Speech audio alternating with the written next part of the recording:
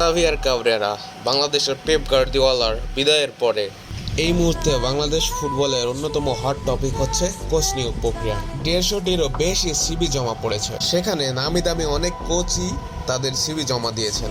ভিডিওর এ পর্যায়ে আমি দুইটি পার্টে তাদের প্রোফাইল নিয়ে আলোচনা করব। প্রথমে যে কোচটিকে নিয়ে আলোচনা করব সে কোচের নাম মিওদ্রাক রাদুলোভিচ। তিনি সর্বশেষ লেবানন জাতীয় দলের সঙ্গে যুক্ত ছিলেন 2023 সাল থেকে 2026 সাল পর্যন্ত।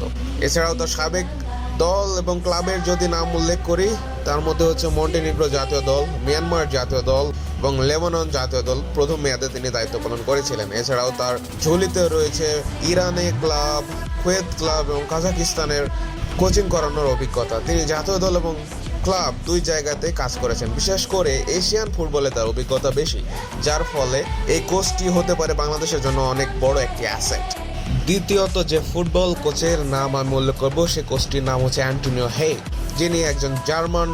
তিনি বর্তমানে স্বাধীন কোচ, অথবা তার নির্দিষ্ট কোনো দল নেই। তার সাবেক দল মিয়ানমার জাতীয় দল, কেনিয়া জাতীয় দল, লাইবেরিয়া জাতীয় দল, গাম্বিয়া জাতীয় দল এবং বেশ কিছু জার্মান ক্লাব এবং সুদান ক্লাবে তিনি কোচিং করিয়েছেন। তিনি মূলত আফ্রিকা এবং এশিয়ার দলগুলোতে বেশি কাজ করেছেন, যার ফলে তার অভিজ্ঞতা অনেক বেশি। তৃতীয় স্থানে যাকে রেখেছি তিনি একজন ক্রোয়েশিয়ান কোচ এবং দক্ষিণ এশিয়ার ফুটবলে তিনি অত্যাধিক পরিচিত এবং ক্রোয়েশিয়ার হয়ে তিনি বিশ্বকাপ অংশগ্রহণ করেছিলেন। এবং তার সাবেক দল তার ইন্ডিয়া জাতীয় দল এবং তিনি ইন্ডিয়া অনূর্ধ্ব-23 দলকেও সার্ভ করেছেন। এছাড়াও তার অভিজ্ঞতা জড়িত রয়েছে কাতারের ক্লাব, ইরানিয়ান ক্লাব এবং বিশেষত তিনি 2013 সালে ক্রোয়েশিয়া জাতীয় দলকেও কোচিং করেছেন এবং তিনি জাতীয় এবং ক্লাব পর্যায়ে দুই পর্যায়ে সফলতা দেখিয়েছেন।